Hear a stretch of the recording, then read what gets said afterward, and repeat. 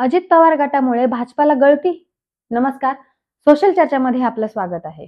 विधानसभा निवडणूक लढवण्याच्या तयारीत असलेल्या 25-30 नेत्यांना शिवसेना शिंदे गट आणि राष्ट्रवादी काँग्रेस अजित पवार गटामुळे उमेदवारी मिळण्यात अडचणी आल्याने हे नेते नाराज आहेत.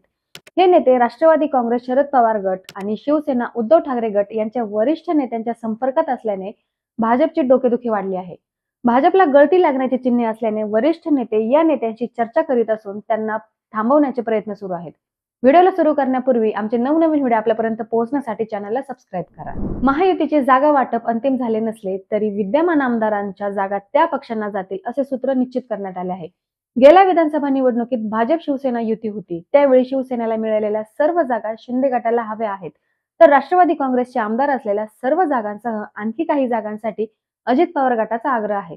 त्यामुळे भाजपमधील इच्छुकांना उमेदवारी मिळणार नसल्याने ते नाराज आहेत.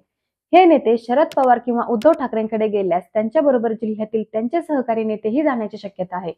भाजपचे समर्जित घाटगे हे कागलमधून लढण्यास इच्छुक होते, पण ही जागा मंत्री हसन मुश्रीफ यांच्यासाठी अजित पवार गटाला द्यावी लागणार आहे.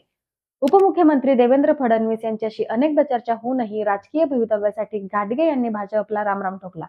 फडणवीस, प्रदेशाध्यक्ष चंद्रशेखर बावनकुळे आदी वरिष्ठ नेत्यांनी हर्षवर्धन पाटील यांच्यासह अनेक नेत्यांशी चर्चा केली आहे. मात्र भाजपमधील अनेक नाराज नेते विधानसभा निवडणूक लढवण्यावर ठाम आहेत. हर्षवर्धन पाटील हे इंदापूरमधून निवडणूक लढवणार असून भाजपकडून त्यांना उमेदवारी मिळणार नसल्याने ते नाराज झाले आहेत. त्यांनी शरद पवार यांची नुकतीच भेट घेऊन चर्चा केली होती. ते भाजपमधून बाहेर पडण्याची चर्चा गेल्या काही दिवसांपासून सुरू आहे.